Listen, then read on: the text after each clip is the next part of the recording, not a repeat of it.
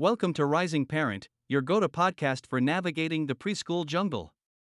I'm your host, Andrew, and I'm here to help you find the perfect fit for your little one. But first, please subscribe to our podcast.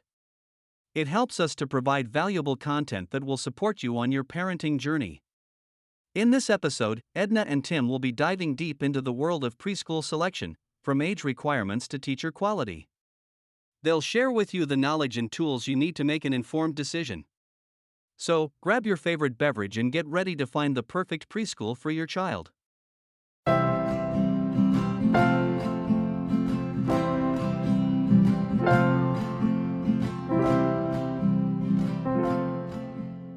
Okay, so, are you ready to dive into the world of preschool? We've got this seriously in-depth guide to help you choose the best one, and let me tell you, it's clear you are on top of this whole parenting thing. Did you know that research actually shows that less than 10% of preschools are considered very high quality? It's kind of mind-blowing. Yeah, it's true. It's a statistic that often catches parents off guard. For sure. But it really highlights just how important this decision is. Nice. It's not just about finding someone to watch your little one for a few hours each day. It's about setting the stage for their entire educational journey. Totally. It's a really big deal, and it's probably why this guide we have is so incredibly detailed.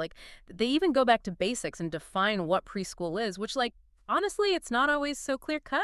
You're right, and that's where a lot of parents get tripped up. Yeah. The guide points out that preschool isn't always classified as formal education. In many places, it's more of a hybrid, a really important blend of childcare and early learning experiences. And because of that, it impacts everything from, regulations to just the overall way they operate. Okay, that makes a lot of sense. And speaking of things that can be confusing, this guide goes deep into all the different types of preschools out there. Oh my goodness. I mean, talk about options overload, right? Traditional Montessori, Waldorf, co-ops, publicly funded programs like Head Start. How's a parent supposed to even begin to choose? It can feel overwhelming for sure. Yeah. That's for sure. But that's why having a resource like this guide is so valuable. Yeah. One of the things that it really emphasizes is that, cost shouldn't be your only deciding factor. In fact, it actually suggests trying to keep preschool tuition to under 10% of your monthly income, if you can. Oh, wow. Okay, that's a really helpful benchmark. But what about, those fancy preschools that have all the bells and whistles? Doesn't that play a role at all? Well, that's where things get interesting. The guide actually cautions against judging a preschool solely based on its aesthetics or even how much they charge. It emphasizes that just because a preschool says they follow a certain philosophy, like Montessori or Waldorf, doesn't automatically mean they're high quality. Okay. Yeah, that's a really good point.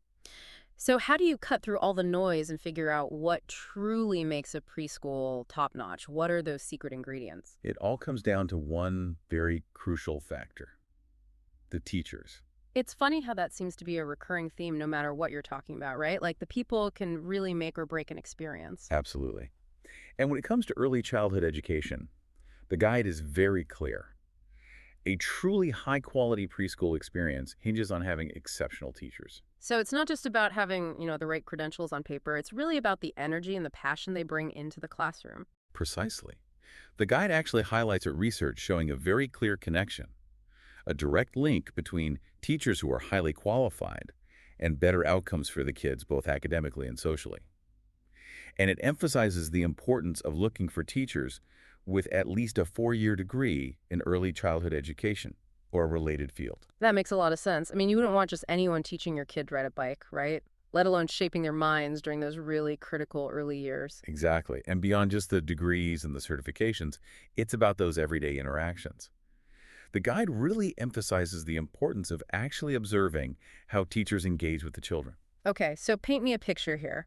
What does it look like in action? Because I feel like everyone says they want a positive and nurturing environment, but what does that actually look like day to day? Okay, so imagine this. You walk into a classroom, and the teacher's right there on the floor, totally immersed in play with the children. They're not just supervising from afar. They're actively participating, asking questions, encouraging creativity, really getting down on their level. Oh, I love that. It's like they're tapping back into that childlike sense of wonder alongside the kids. Yes, exactly.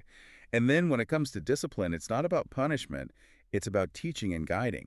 The guide actually explicitly calls out things like physical punishment and harsh timeouts as completely unacceptable.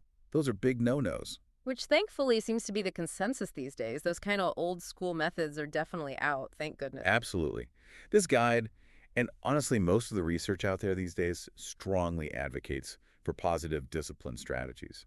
It's all about teaching kids how to regulate their emotions, how to solve problems, and how to develop those really crucial social and emotional skills that they'll use throughout life. So instead of just saying no, it's about taking that extra step to explain why certain behaviors aren't okay and then giving them the tools to make better choices in the future. Exactly. And it's not just about like managing behavior in the moment. It's Yeah. about creating this overall classroom culture of respect and kindness.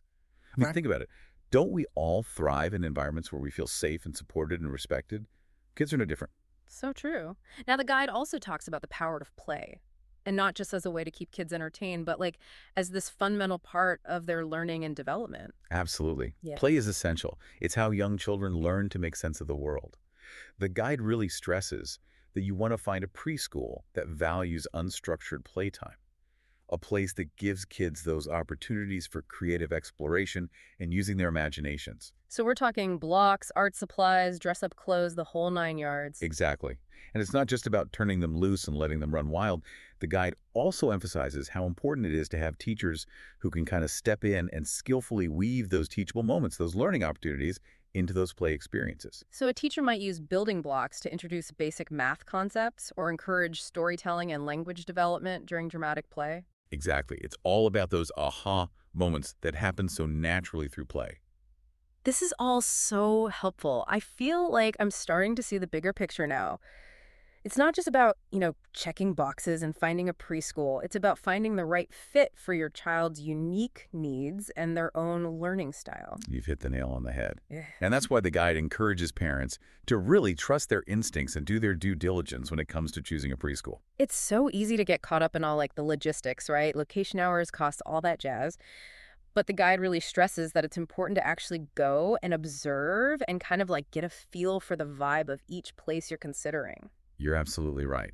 And it even goes so far as to suggest scheduling tours at different times of day, to see how things flow and, if possible, try to pop in for a quick visit without giving them a heads up. You'd be surprised at what you can pick up on when you see things firsthand. Oh, totally. Okay, so speaking of firsthand observations, let's talk red flags.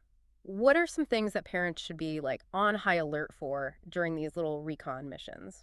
Well, first and foremost, always trust your gut. Does the place feel warm and inviting when you walk in? Or is there maybe a sense of tension or rigidity? And pay close attention to how the teachers interact with the children, especially when they think no one is watching. Do they see you and suddenly turn on the charm, or are they consistent with that positive behavior you hopefully observed during the tour? It's like that old saying, a child's behavior is a reflection of their environment. If something just feels off, it probably is. Exactly. And another thing the guide mentions is to not be afraid to ask about teacher turnover.